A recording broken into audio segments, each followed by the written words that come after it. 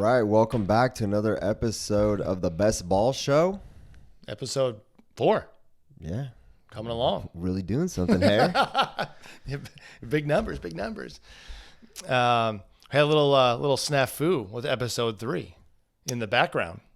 Oh, that's right. YouTube said, the PGA Tour said, you cannot use their footage in your video. So I guess somehow the Google AI or however that works, I'm not that nerdy. Yeah. I don't know, but they were able to tell that from like the 2-minute mark to like somewhere in maybe the 3-4 minute mark that there was a clip from the PGA Tour up there from the players. So they stopped the video from publishing. We had to take it down and put the logo over it. So that's why number 3 has a giant logo in the middle of the video. Right. Yeah. I mean, it'll be live on the background from here on out, even though we didn't have any live. I think this last weekend's from a couple weekends ago, I think in Hong Kong. Yeah. But gonna have to put the reruns on. I know. Yeah. Here they're all talking about growing the game. Rory's talking about growing the game. Scheffler's talking about growing the game. And then something where we're just having fun, enjoying doing this, talking about golf, talking about the PGA Tour and equipment and all this stuff. And here we have the players on in the background while we're recording. It's blurry. Yeah. You can't really even tell what it is. No, and we're recording live while the players is in its final round, talking about it during the episode, and then we can't even publish it. Like it's that big of a deal. Yeah. We're not trying to rebroadcast this thing here. Right. Yeah. We're not running commercials during that. We're not on the take over here. Yeah. It's funny. I've heard too, players say that even if they want to repost a clip of themselves hitting a shot, they're like, nah, sorry, buddy. No, Can't do it. No, it's crazy. Like, and then everyone is like, why is the live becoming such a big deal? Why did so many players? I don't think it's just about the money. I really don't. I think it's some freedom. I mean, let them wear shorts. I mean, do we really care if they're wearing pants or shorts? I mean, I don't. No, I mean the caddies are wearing shorts. Let them play. Let them enjoy a little bit and post a clip of themselves if they want to because they're proud of one shot. Yeah, I mean, with this day and age, with all the tech and everyone being on their phones, Instagram, TikTok, you think you would want everyone reposting as many clips as possible? 100%. More ticket sales. I mean, look at the Waste Management. Yeah. It's a free for all over there, and that thing's packed every year. Beers being chugged everywhere. Yeah, people getting kicked out, having to turn it to a dry party. Yeah. I don't know. I think with everything revolves around video and posts and influencers. And if you're getting people reposting, and that's like with the YouTube guys that are growing golf, the good goods, the stuff DeChambeau's doing with Paige, the Best Ball Show. Yeah, the Best Ball Show. You can find on Instagram. Podcast. Instagram, YouTube. Spotify, YouTube. We're out there. Sorry, we're going to go on the road, start doing some golf stuff out on the course, on the range. But, yeah, it's like get as much out there as you can, PGA Tour. You want to get more kids into it. And the more kids you get into it, look how competitive, like, flag football is from when we started coaching our kids. Right. It was insane. Like, there's a few teams out there. We dominated. We killed everyone. I mean, then as we got to 6th, 7th, 8th grade, we still dominated, but it was a little bit tougher. Right. Well, now you've got a sanctioned high school sport for girls. Yeah. Now flag football is a girl sport. 100%. So it's just about getting kids involved younger. Think of the amount of good golfers we have. If they get involved at 3, 4, 5 years old, then they get really after like 7, 8, 9 years old. Right. Like my son can some days beat me, and he's 15 years old. Right. Besides Tiger, has anything else grown the game of golf like YouTube? No. In the last, look at the last 5 years or more, maybe 7 years, whatever it's been. Look at how much golf content and games and collaborations are going on between players and YouTubers and different things. Yeah. Well, look at these chicks that get out there and go to Topgolf in their painted on pants. Mm-hmm. Hit balls, and then boom, there's 1 million likes, Right. I don't know. It's the way of the future. I know. So anyways, with YouTube with PGA Tour and their chokehold that they're trying to hold on everything. Yeah. So that's why Live will be its thing in the background for now until who knows when. But and then we had Scotty Scheffler made a comment, and he had commented that anybody who's upset at the state of the game right now, talk to the guys that left. And I don't understand, why is this good guys, bad guys? Well, let them in the majors, number one. Now we got at least 4 tournaments a year that everybody's in, competing against each other. Let's get some combo events. But yeah, I agree. If he's gonna make that statement, then let's maybe run back that month. Let's run it back and see. I mean, he's a great golfer. Don't get me wrong. He's probably my favorite PGA Tour player by far. But look at the purse. He got $4.5 million for winning the Players. Yeah, I would like to look up what it was last year. What do you Or a think? year before. Look, 2 years ago, 3 years ago, before Live existed. Right. So if you want to sit here and be a player on the PGA Tour and sit here and say Live is bad, these guys are terrible, all these changes that have happened are it's no good. 2 years ago, was there a purse ever where the first place winner took over $2 million? Let's find out. I'll do my best. Maybe $2 million, maybe like a 2-1 or something. So I tell you what, Scotty, why don't you take let's just round it up. You can keep, of your $4.5 million you just won, keep $2 million for yourself, and why don't you donate $2.5 million? Well, he won $8.5 million in a month. Well, because the tournament before. Yeah, he won $4 million. So if you take that back to 2 years ago, or before, just go pre-live, I think maybe the most you could win at a massive tournament would be between 1.8 and maybe like 2.2. We were not pushing 4 at all for first place. So in 2022, that's when Liv started knocking on the door, right? 3.6 million was the largest. So let's go to 2021. So what was 2021 Players Championship first place? I'm gonna say 2.7 was the largest in 2021. So let me go Players. Yeah, so it's interesting to say, but when you start dividing and you got DJ over there, you got Koepka, even though you still got to have your best game during that week, you got to play your best.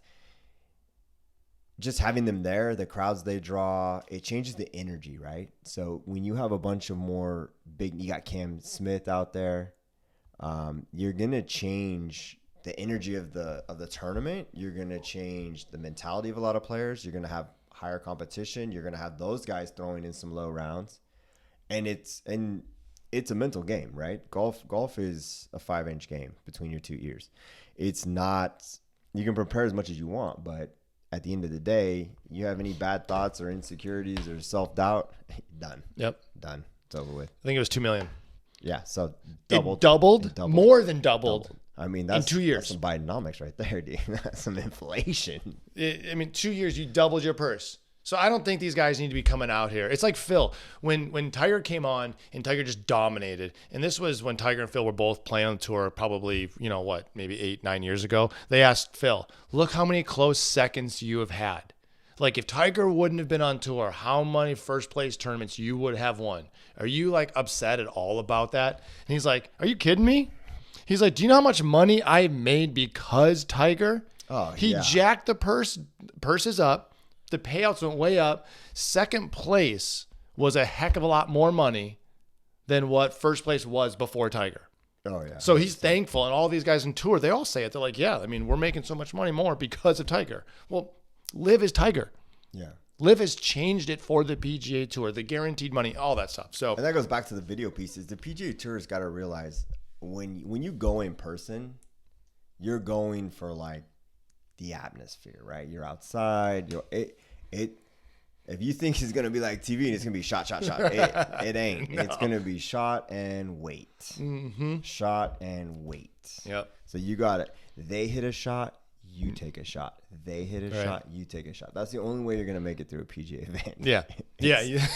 Rotate. Yeah. One for one. You go 1 for 1 with them. You better bring your walking shoes too, because you're moving. Right. As far as the news goes, what do we have for the Valspar? Peter Malinetti, I believe is how it's pronounced. He ended up winning it. Keith Mitchell was leading by 2 going into the final round. Shot a 77 in the final round. He tied for like 20th. Not to say Peter wouldn't have gotten it done before, but never heard of him. Yeah, no. I don't know if this might have been one of his first wins. He may have gotten it done, but maybe not. Yeah. I guess Keith was like hitting it everywhere on the planet except the fairway. He really struggled with a tight course, too. Yeah, he really struggled with the driver. Cameron Young took second. And I'm a Keith Mitchell fan, dude. I like his, I was pulling for him. I like his style. He's got some jazz to him.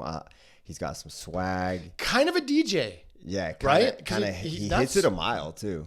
He's not outspoken. Mizuno dude. I was a Mizuno dude forever. Blades. He's got the visor on. Yeah. I think he's like, is he South Carolina now is where he lives or somewhere in that area. But yeah, right. he's got some swag. I'm a fan. I'm a big fan. I wish he would have closed it. I was pulling for him. I was too. Driver killed him though. Cameron Young came runner up again. This is the 7th runner up finish for him, but he hasn't broken through yet. And it came to the driver for him as well. He had a pretty big slice on 16. Was able to kind of get out of trouble. 18 though, tee box, pulled it left into the bushes. Driver killed him. He's like, it's just a bad time to hit a bad shot. You would think with these guys, like as many balls as they hit, like they got a fairway finder in there somewhere. So does that go? So then we talked about this, I think in episode 1 or 2 or something. You know, how important is your score? Everybody's like drive for show, putt for dough. But we just had 2 guys not win on the PGA Tour because they couldn't drive the ball. Yeah, you got to get it in play. Right? And so it doesn't matter if your short game is lights out. If you're hitting 3 just to get on the green for a par 4, if you've buried in the trees, had to lay out, hit your birdie putt, basically being a wedge into the green, you got to find fairway. So and it's funny too is like these guys like Cam Young hits a mile. Keith Mitchell hits it, and then you got Brian Harmon. I know. This dude gets wins, right? And he can ball out there. And he can putt. So then it's like when Keith Mitchell's in contention, Cam Young's in contention, dude, they could literally probably hit 3 irons off the tee or a driving iron, and they could hit a 5-wood or something. And they might not be too far behind like a Brian Harmon. Right. And then could they seal the deal that way? But and if they're hitting as far as they do, who cares if they're 40 yards behind Brian Harmon? Yeah. They still should have enough game. Long game, right? It's not like they're going to be hitting a hard 3-wood to try to reach the green. If you get out there if you get to the practice tee and you're kind of flying it both ways, hooks and slices, pulls and draws, like then the caddy's got to come over and say, hey, let's go Harmon today. Let's go Harmon. Let's go Harmon. Let's put our Harmon pants on, dude. We're But not taking the big stick out at all. Stinger 3 irons all day long. No, put that thing away. Oh, I saw his video. Joaquin Neiman. He was hitting stingers on the range with his driver. His apex, 10 feet. Dang, and it was a baby fade. Yeah. Just hammering stingers. 10 feet off the ground is all. Baby fades. Yeah. Speaking of crazy flights, Champions Tour. We went to it. Newport Beach Country Club. Yep. Fun. Kind of like a muni. Yeah. Up and backs, little tiny greens. Yeah. Greens are definitely its defense. Small. Yeah, they're little tiny greens. What was funny is when you're out there, seeing how low these dudes hit the wedges. I mean, they're hitting, looks like 58, 60s, maybe some 56s. It's got decent loft on it. But then when they hit it, that thing never gets more than, 40 feet off the ground? Yeah, and to set the place for everybody listening, it was windy. We were kind of dealing with probably 30-plus gusts. Yeah. It was raining, and we got caught up out on the course, walking, getting drenched. Yeah, by the time we made it to the tent, it quit raining, unfortunately, but fortunately for the tournament. So to what you're saying, they had to flate these wedges down. And they kept a ton of spin on them, too. It was crazy. Crazy the amount of spin they could have on a really low flighted 56 to 58, 60s. Was it Rocco we saw on hole number 5 that he spun it off the green? Yeah, so he came in super low. He had right to left spin on the ball, and it spun all the way back into like a pocket of the green. Yeah, that was pretty nuts. And to be fair, I think it was the pin was in the front, and I think there's a pretty big slope. Well, it was a little bit of a bowl. It did look like it was going to be an insane shot, and then when it got to the pin, it hit the bowl and it kept on going. Right. But no, it was very a very eye-opening experience to to figure out how I need to work on my wedges to get the ball flight down. Yeah, they're not just hitting it as When high I as hit the they can. ball with a wedge, it comes down with ice on it. Yeah, It's stupid. That 60 when I hit it, I don't even know if it's 60. It's probably like an 80 when I hit it. Yeah, I mean, I still get the distance on it, but I want to hit that cool low spinning shot. And these guys are hitting them from, I don't know, 80 yards, 100 yards. They're not. It's not like they're 10 feet off the green. They're pretty far back, and they're flying that thing 60 to 90 yards at no more than 30, 40 feet off the ground. Yeah, no, they were flighting it down. Very impressive. Yeah, really, really well done. How many good players on the Champions Tour? Yeah, like that was kind of when we were standing there in the putting green, we're like, oh wait, it's this person, and then it was like as we were looking through the list, like holy cow, all the guys that we watched like probably in high school. Just means we've gotten older too, unfortunately. But Padraig Harrington ended up winning. Some of those dudes crossplay though. They'll play some PGA events still sometimes, like smaller ones. I think Padraig still does. Padraig Harrington still does. Ernie Els still does. 50 to, I don't know, 55. Stricker still's playing. But there are so many good players. Padraig Harrington ended up winning. I think it's the 7th title on the Champions Tour. I think he won it by 1, if I remember correctly. 14 under. Yeah, then we had 13 under, was runner-up. Jimenez came in at 12 under. Stephen Ames, 11 under. Jim Kelly, 10 under. Bunch of 10 unders, 9 under. Stricker, 9 under. So, Fred, I think Fred withdrew, right? Fred Couples withdrew. Yeah, you almost saw him got hurt. You could just see him walking up the fairway. He said a little hiccup to his giddy. Yeah, I think he hurt his back on hole 3. Right, and he's coming up 5 the night before. Right. Yeah. he didn't look, he won't be out there. You know? It is in Newport. Yeah. I think. Which kind of sucks for all those dudes that don't live in this area, is they probably were like, yes, Newport, Fashion Island, sunshine, yoga pants. Like this is gonna be the best 4 or 5 days of my life. And they get here and it's just windy, rainy, just cold. Oh, like they're playing in the East Coast somewhere, like Washington, just getting hammered with wind and rain. Yeah, they thought they were in Seattle for a tournament. There it is, Seattle. Yeah. So good tournament though. Always a fun event. I mean that's cool. We've got actually some videos. We'll try to get them up in Instagram and some different things for you guys to look at. You knocked in a putt. I did. I putted on the Balboa. Was the Balboa boardwalk or something? Yeah, the pier, the Balboa pier. Yeah, the aluminum pier and wood planks and drained. It's pretty epic to know that a 5-year-old did it before me. Yeah, I know. That was a lot of pressure for you. I was like, wow, lady. And after that second putt. First putt was close. Second putt jumped off the pier. You got about halfway there. Suicidal ball. Yeah, you got about halfway there. Hopped right off in the ocean and then made the third. Got some video of that. So we'll try to get some of that stuff up. I think we got some video of VJ hitting some putts, and we were out on the course following Ernie for a little bit. We got Freddie and Jim Furyk, some videos. Rocco. His cigar. Yeah. And his Jordans on. Just swagging it out there. Owning it. Yeah. Just owning it. Walking around out there. Just cigar in mouth right during swing. Yeah. It didn't even matter. Didn't even take it out for some of his wedge shots. Only would take it out for like longer putts. Close putts, it's like I can still hold on to this. Yeah. 15-footer, I'll set it down. And it wasn't even like he set it down. Here, just chuck it. You just see it twirling, kind of like how I threw my driver on the driving range. So we got LPGA, Nelly Korda, another win, back to back. Solid swing. It's her 10th. It's her 10th win on tour. So hands down, I don't think you could even argue. No one has a better swing than her. No, she's like Adam Scott of golf right now.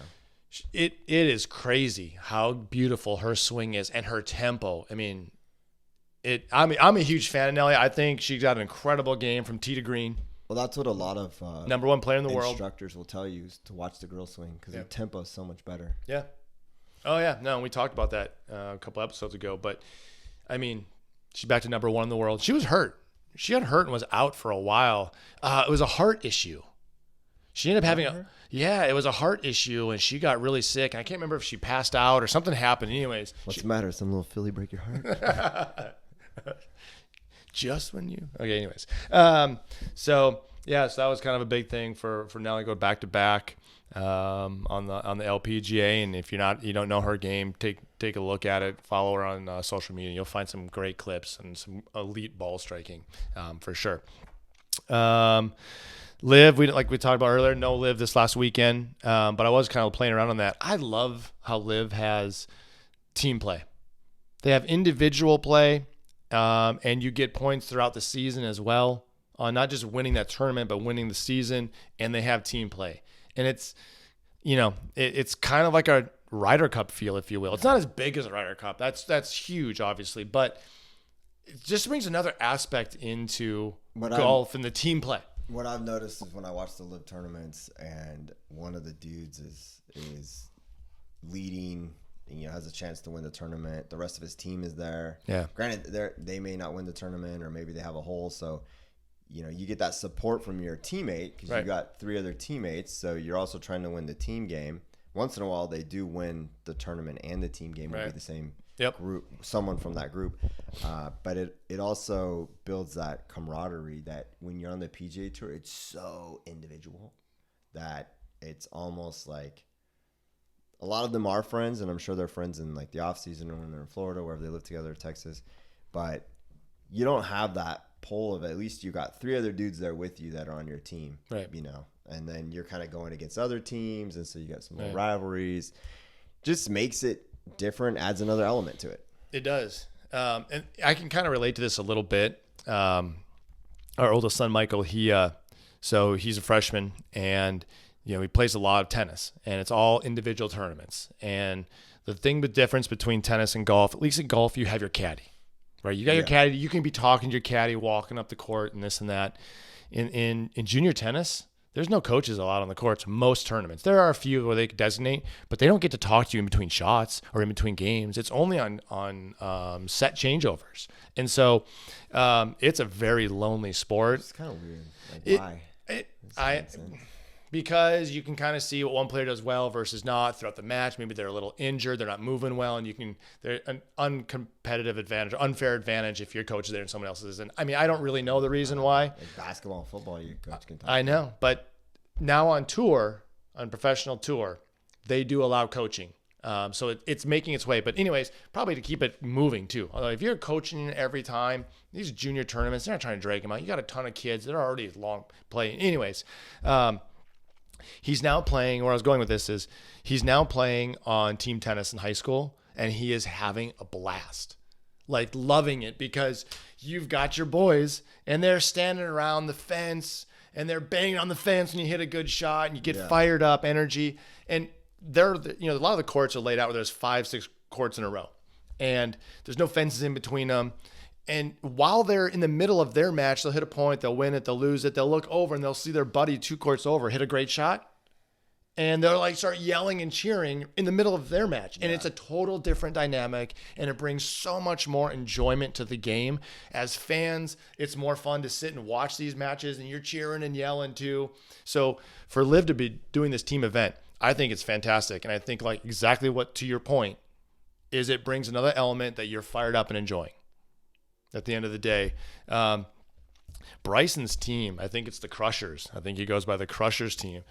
They are crushing Liv. They've almost doubled the point total this season of any other team out there. And I think you can own a team, actually, right?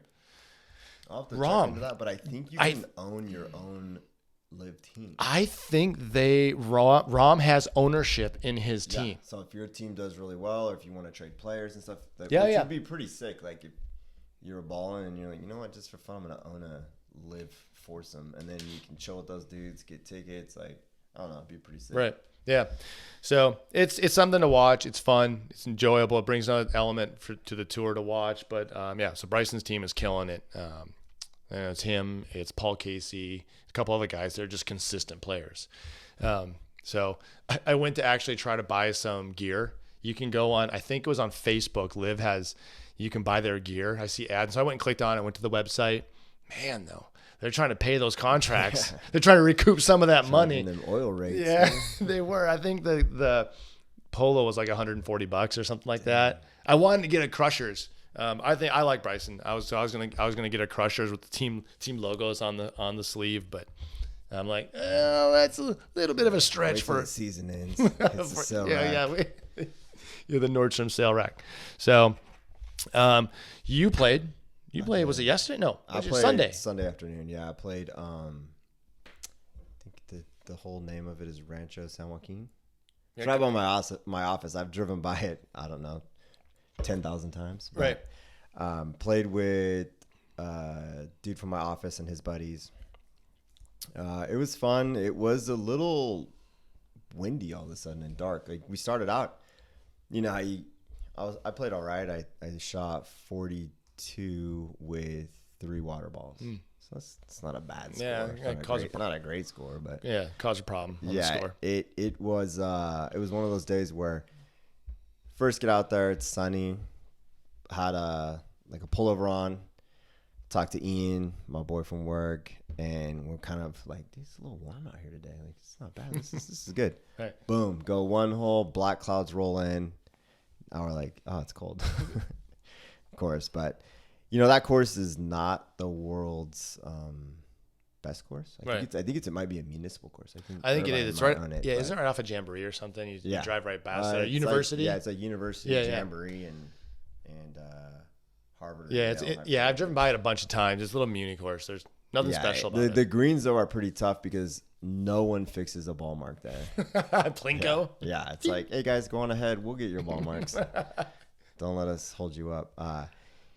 Yeah, it's insane. You'll fix, no joke. If you have a 20-foot putt, you're gonna fix maybe 5 or 6 ball marks. Right. And we're not talking like the guy tried to fix. Like at Monarch, you see like people kind of tried to fix it and they did a terrible job. We're talking just crater. Yeah. And this didn't try at all. Right. Which is kind of odd that there's that many ball marks and there's that many people playing in front of you. You would think that like, it was full, so you would think if the course is full, at least somebody in those foursomes is going to be fixing at least for their path. Right. You know what else is odd for a muni course? To have that many balls hitting greens. Yeah. That's also surprising. Spraying them everywhere. I think is so much play. They're just chipping. Everybody's chipping on. Doesn't leave a lot of ball marks. Well, I think the greens too were soft because it poured rain on Saturday. Yeah. But yeah. No, it's okay. The greens have tons of undulation on them. Right. So I use the Golf Logic app. Remember that app we use at Monarch? So to get the slope on it. Right. Help or hurt? Did it help or hurt? It helped. I did make a few putts that I probably wouldn't have made if I hadn't had that because there were some like subtle breaks in different directions. Right. But other than that, everything was pretty good. Just a couple water balls. Like one, I hit 3-iron off the tee because it said it was 250 to the water, and I made it in the water. You know, but the Koepka driving iron thing goes sometimes. Yeah. Oh yeah. Hit it perfect. Hit the fairway, another bounce, hit the downslope, boom, in the water. So. I think it's a Nike Vapor, right? Yeah, old school Nike Vapor Pro, black with the blue Fuji, blue Curtis Shafton, I believe. Yeah, but yeah, it was fine. It was fun. Yeah, good to get out. You how much? And this is what I would blame it all on. How much were those water balls because you forgot your golf shoes? Honestly, I probably can't blame it on that, but I wish I could. But yeah, I did play in. Nike Freeze, dude. Nike Freeze with 0 grip on the bottom. How did you forget your golf shoes? Well, because my clubs were already in the car. My duffel bag was already in the car, like with all my golf stuff in it. And so I thought, for sure, my shoes got to be in the car. And then, of course, I get to the course and I'm like, well, where's the shoe bag? Yeah. And then it's not in there. Then I get it. And also my brush, like I have that little brush to clean the clubs. Yeah. And not in there as well. And I'm like, oh, man. And I get in the garage and I get home and I'm like, oh, there they are. Yeah. Right there together. Yeah. Look at them. Funny how that works. That's good. Yeah. I don't know. It's sometimes you can work to your favor, though, too. You're like, oh, okay, I don't have my shoes. I'm not going to play real serious. I'm just going to relax and go. You know where it got me? It got me in the bunker. I had a bunker shot where I was pretty down. Mm-hmm. And I could feel my toes, like, slide to the front of my locking shoes. them up. The shoes have... they're Nike Free. They're like, I don't even know. They're like a t-shirt on the top and they're all cut up on the bottom. So it's like, it's almost barefoot. Yeah. That's when I noticed. Cause then like my feet in the sand, I had no grip whatsoever. And then I was like sliding forward in my shoes to the end. How about the barefoot golf? You should have gone barefoot. I should have, but I don't trust that place, dude. What you gonna step on? Pesticides on it and stuff. Probably. Yeah. Who knows? Yeah. Probably some other things too. So, all right, cool. I didn't get any golf done this weekend, but I have pulled the classic golfer line.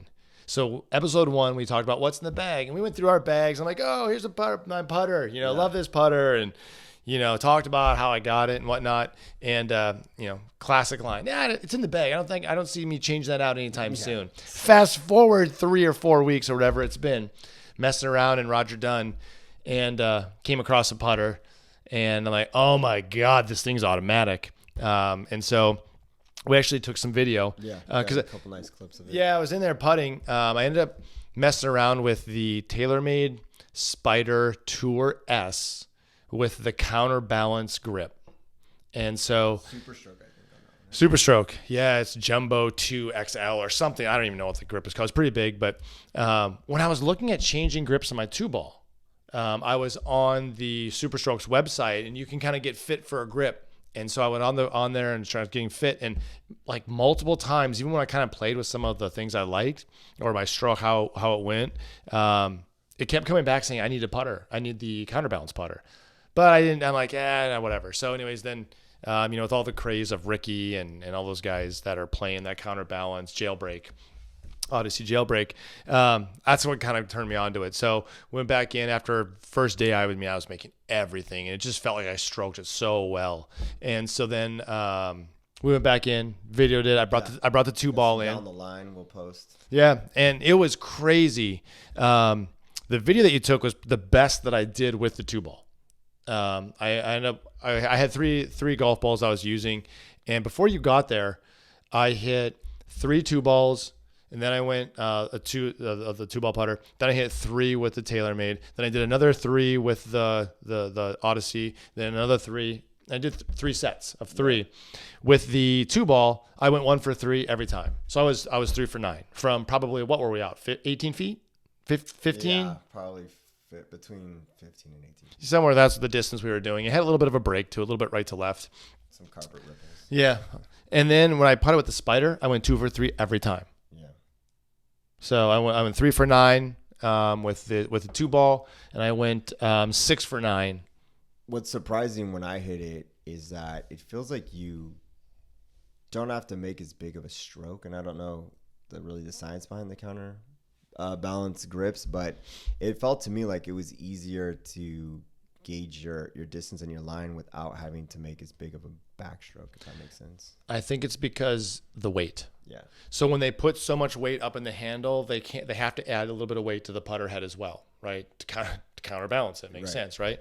And for me, I think it makes so much sense that this is what fits me so well, because when we were talking about our irons, and I've got 130s, 130 gram shafts, and I like the weight. I have mid-size grips. I don't have standards, so there's more weight. So I have more weight in the grip, and my shafts are significantly heavier. And so I don't feel the club face at all. I know you like that. You like being able to feel where the club head is in your middle of your swing. And for me, I'm totally opposite. I like when I get a shaft in my irons, I just feel like I'm all over the board. I can't keep my hands under control. And so I like having the weight because I like to know where my hands are. And then and so going to a putter, I noticed when we were switching back and forth, I was able to just, because of the weight of the putter, my hands were able to just rock nice and smooth. And I think I hit it so much better. And when we show the videos, we'll put them on, whether it's on YouTube here or on Instagram, wherever we place them. If you look at my setup with the 2-ball, because you were taking view right behind, I was aiming probably left center on the putt, and I kind of looked like I pushed the putt a little bit, knowing it was a right to left break. Yeah, because your line was out the right edge. Yeah, the ball out to the right. And I noticed on the 3 balls I hit where you videoed, the putter is just closed a little. And I'm kind of pushing it out to the right. And I noticed when I hit the Spider, and you guys can let us know what you see in it as well. I was lined up right edge, and it was just a straight down the line stroke. Even though on the video I made 2 out of 3 with the 2-ball, they all went in left side, and the Spider, they all hit center flag stick and dropped straight down. Yeah. So it definitely looks a lot more consistent. Yeah. Like it would be. So we'll see the classic. See how long it lasts. I think you got 90 days. I know. Yeah, I got 90 days to play around with it. Got to keep the plastic on it just in case. Keep it nice for the next guy. So we'll see how long that stays in the bag, but it's the classic golfer's tale. No, I don't need any new equipment. Everything is great. I'm happy with this. But I mean, I think with the club that I feel you can make the biggest difference in your game if it's a mental thing or a setup thing or a feel thing is the putter. I mean, you hit it the most, obviously, out of every time you golf. And if you look at Justin Thomas, who's playing pretty well, I would say tee to green, but he gets on the green, he's having some putting woes. And I know he's had that 5.5 forever. Right. But it might be time for him just to put something in the bag different just to make his brain recalibrate, right? So then now you're recalibrating your setup, your stroke, everything. It's like a reset feature. Right. If you have the same putter every time, you're making the same mistake every time, it's like the definition of insanity. Right. You do the same thing over and over again. Right. Expecting a different outcome. Put something else in there. Put a blade in there. Right. Put the 8802 in there. Yeah. Put whatever. Try the Scotty Cameron 12 or try something and then use it for a couple weeks and like look what Scotty did. Back-to-back wins. Yeah. I mean, how many wins would he have had in the last year if he would have had different? Honestly, it probably has zero to do with the putter. It's just mental. He now has a different look, a different setup. He's thinking about something else than what he was thinking about before. Or he's just working on his, the actual stroke or the path or the line, whatever it is. Justin Thomas needs the same thing. I think he'll pop up and start winning again. We all know it really. Once you've been fit or you've worked through enough stuff, like we have. I mean, we've been golfing together for 9 years. We've been both golfing for 25 years or whatever it is. Yeah. We've worked through enough golf equipment to know what fits our games and doesn't. So.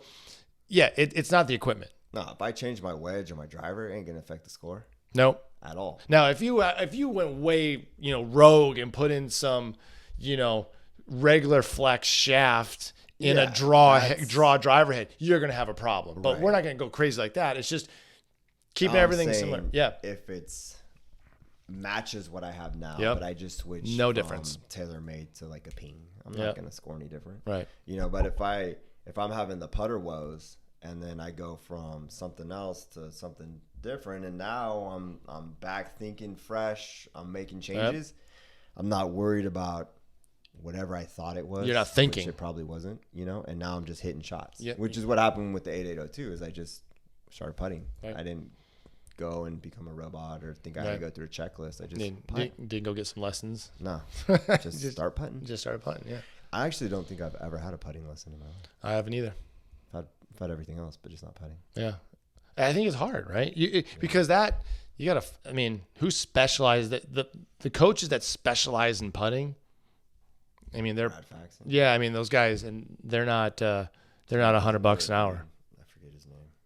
I mean, it's hard to find. Dave Peltz? Yeah. I